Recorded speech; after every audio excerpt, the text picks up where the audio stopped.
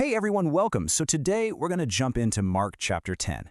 And let me tell you, this is a chapter that basically takes everything we think we know about success and flips it completely upside down. We're going to see Jesus look at all the stuff our culture chases, money, power, status, and just challenge it to its very core. Really think about it for a second.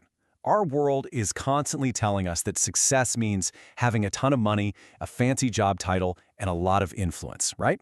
Well, hold on to that thought, because Jesus is about to paint a totally different picture.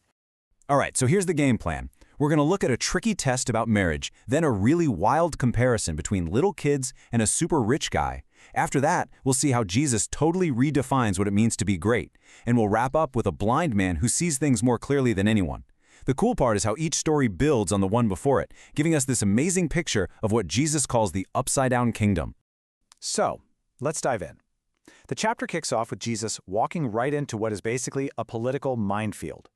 His opponents, the Pharisees, come up to him with a question that, isn't really a question at all. Yeah, this was not some friendly theological chat. This was a trap, plain and simple. You have to understand the context here. Jesus is in territory ruled by Herod Antipas. This is the same guy who just had John the Baptist executed for speaking out on this exact topic, divorce and remarriage. So the Pharisees aren't looking for wisdom. They're trying to get Jesus killed, just like John. And they were trying to force him into this huge public debate where there was no right answer. You had the really liberal school of Hillel, who said you could get a divorce for pretty much anything, like literally for burning dinner. And then you had the super conservative school of Shammai, who only allowed it for serious infidelity. So no matter what Jesus said, he was going to make a powerful group of people furious. But Jesus, being Jesus, doesn't fall for it. He completely sidesteps their legal squabble and goes right to the heart of the matter. He says the law from Moses that allowed divorce wasn't God's perfect plan. It was a concession, a reluctant allowance because of human sin and stubbornness, what he calls their hardness of heart. And this is his mic drop moment. Instead of getting lost in the weeds of legal loopholes, Jesus brings it all back to God's original, beautiful design for marriage, a sacred bond that isn't meant to be broken. He just elevates the whole conversation from what's legally allowed to what God originally intended. And that really challenges us to look past the rules in our own lives and ask what the intent was. Okay, so right after this intense moment, the chapter gives us these two encounters, back to back, and they could not be more different. But man, together they just perfectly show what this whole upside-down kingdom thing is all about. First up, we have kids. Now, in that culture, children had absolutely no status. They were a non-factor. So when the disciples try to brush them aside to keep them from bothering Jesus, he gets genuinely upset. He pulls a child in close and says, This is what it looks like to enter God's kingdom.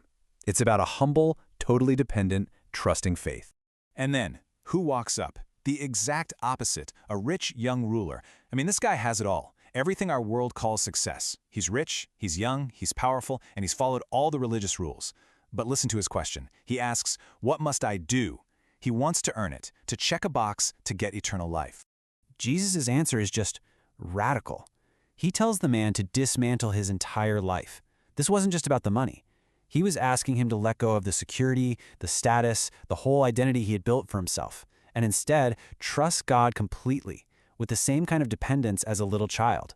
But he just can't do it. He walks away sad, and that's when you see the real truth, right? The man didn't own his stuff. His stuff owned him. He was a slave to it. So there it is, the huge contrast. The powerless child becomes the model of faith, while the powerful man is trapped by the very things he thought made him great. That really makes you stop and think, what are the things in my life that might actually own me? Now you'd think, after all that, the disciples would start to get it, but nope. This next scene shows they are still thinking in completely worldly terms. The timing here is just, wow. Jesus has literally just told them he's on his way to Jerusalem to be betrayed, tortured, and killed. And what's the immediate response from two of his closest friends, James and John? They ask for the seats of honor, the best spots next to him in his kingdom. They're still thinking about status and power. So Jesus pulls them all together and just spells it out for them. He says, look, the world measures greatness by how much power you have over others, by how many people you can command. But in my kingdom, it's the complete opposite. Greatness is measured by how many people you serve. And then he actually doubles down. He makes the point even more intense. He doesn't just say be a servant. The word is diakonos. He says if you want to be first, you must be a slave, doulos. That's someone with zero rights, someone whose entire existence is for the good of others. I mean, can you imagine applying that to our modern ideas of climbing the corporate ladder? It changes literally everything. And then he holds himself up as the #1 example. This verse, Mark 10:45, a lot of people say it's the key to the entire book of Mark. Jesus isn't just teaching some abstract idea, he's telling them, look at me. This is what I came to do. His whole life is the blueprint for this kind of servant greatness. And that leads us perfectly into the last story of the chapter, which is like this beautiful, real-life demonstration of everything Jesus has been trying to teach. So we meet this guy, Bartimaeus. By every worldly standard, he is a nobody. He is the polar opposite of the rich ruler and the power-hungry disciples. He's poor, he's powerless, he's an outcast, just sitting by the side of the road, and is blind. So as Jesus is walking by, Bartimaeus starts yelling, and the crowd, kind of like the disciples did with the children, tells him to shut up. But does he? No way. He shouts even louder. And listen to what he calls Jesus, Son of David. That's not just a name, it's a title. He's recognizing Jesus as the Messiah, the long-promised king. And here's the beautiful irony of the whole chapter. The disciples, the guys with perfect 20/20 vision, are spiritually blind. They just don't get it. But Bartimaeus, the man who physically cannot see, is the only one who truly sees Jesus for who he is. Jesus heals him, and he tells him it was his faith that did it. And what's the first thing Bartimaeus does? He jumps up and follows Jesus down the road toward Jerusalem. He doesn't ask for a position of honor, he doesn't ask for a reward, he just follows. He becomes the perfect example of the disciple the others were struggling to be. Okay, so let's bring it all home. What does all of this mean for us today? Well, Mark 10 is basically a massive challenge for us to stop and reevaluate everything we value.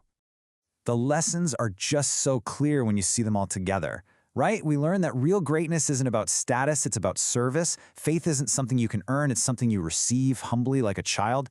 The values of God's kingdom are the total opposite of the world's values. True sight is spiritual, not physical, and following Jesus means we have to be willing to let go of our own selfish ambitions.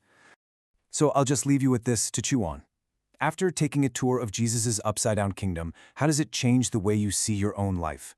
How does it change the way you look at your career, your money, your ambitions, your whole definition of what it means to be successful? What starts to look completely different to you?